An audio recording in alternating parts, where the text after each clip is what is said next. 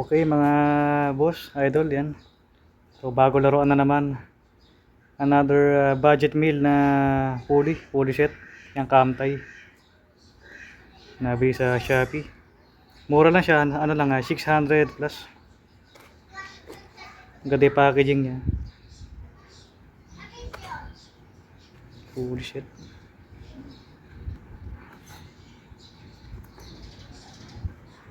Maganda yung baksa, kaya sana kasing quality din ng ano ng pulley.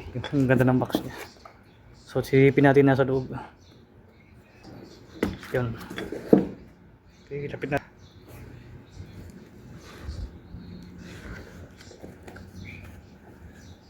So merong bushing, saka tuning washer.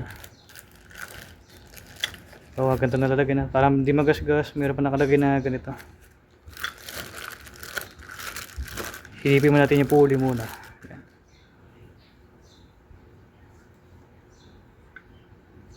Yan, Kamtay pulley. Maganda na may pagkakagawa. Kasi compare natin sa diameter ng stock saka ng AEK. Silipin natin yung face drive o drive face.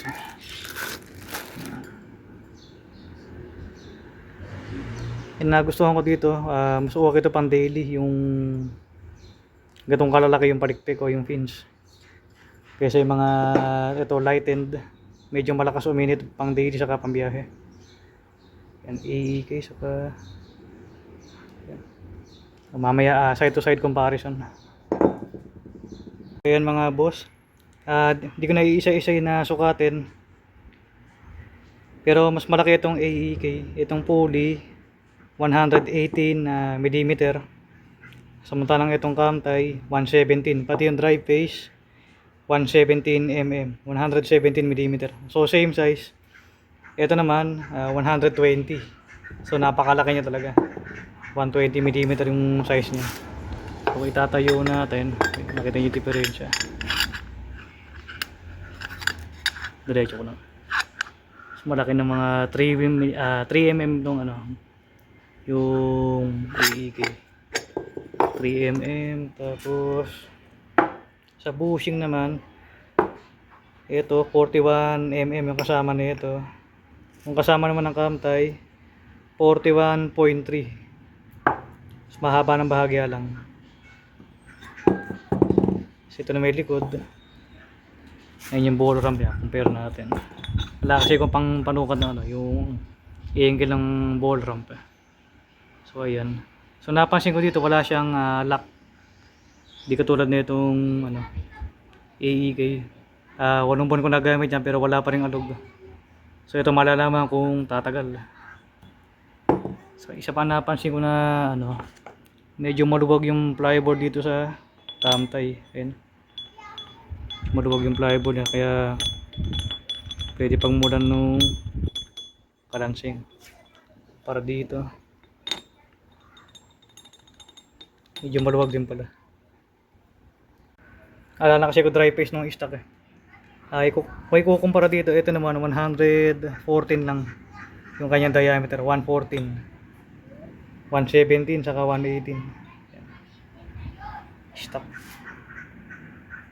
Dito pa ano, dito pag-uusapan yung mga masyadong technical, pero parehas 13.5. Maya sasalpak ko na din para magkaalaman kung ano yung takbo. Pero di muna ako magta-top speed. Focus lang muna ako sa acceleration. So compare natin yung mga timbang ng mga pulley. Simulan natin sa stock. Ito sure na mas mabigat ito dahil solid yan. 252 grams. Susunod natin yung AEK. Yung guard, yung gamit ko ngayon. Mas mabigat pa sa stock.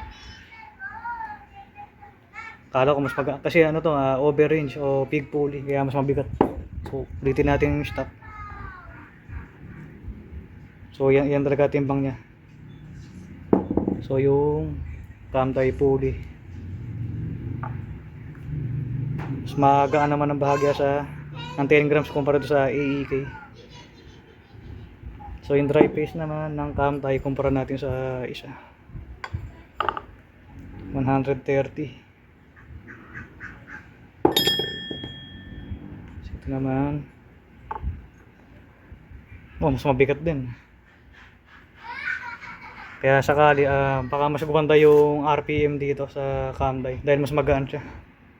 Sa bushing nga pala, yung bushing ng AEK mas maliit ang bahagya kumpara sa stock. Kaya pag nilagay mo yung stock bushing dito sa AEK, mahigpit siya. Yan. Pero dito sa Camtai pumapasok. Yan. Medyo undersize yung bushing nito. Kaya pag nasira yung bushing niya, medyo mahirap hanapan. Di ko na sure kung kakasya pang sporty kasi alangan yung size niya. Yung pang sporty ata 21mm, pang AM3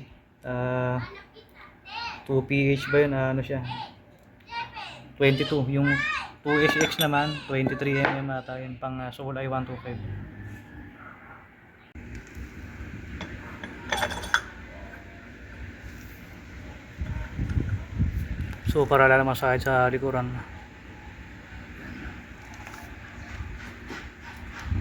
tuning washer, medyo alanganin pa ito. Malaki yung plane ng washer niya kaya maaaring tumama dito sa pulley. Yan na nga, expected ko na lulubog yung bear talaga. So kailangan alanganin mag-washer dito, kaya ang gagawin dyan, pamamasin shop tong gilid ng dry pace para mawasheran pa.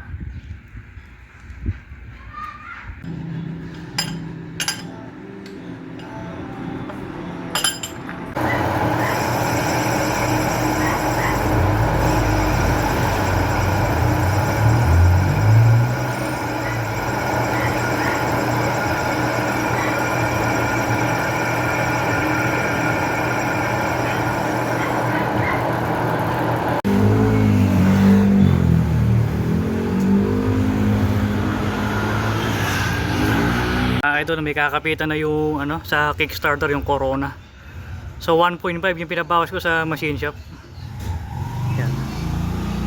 Bihira ako na magamit yung Kickstarter na, kaya kahit pa paano hindi naman malaros pag yan, kahit na sabihin na bagay di kakapitan.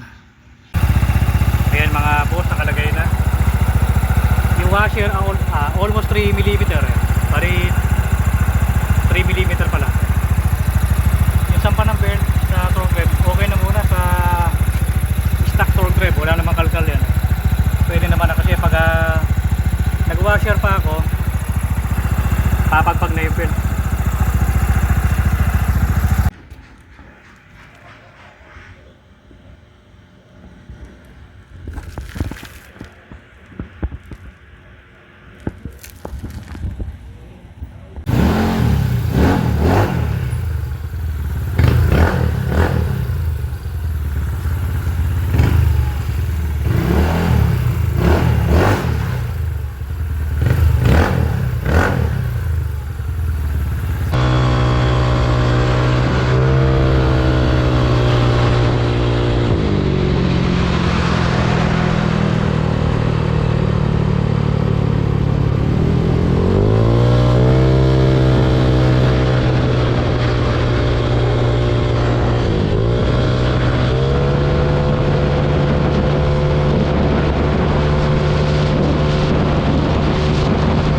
So ayan ang resulta mga boss.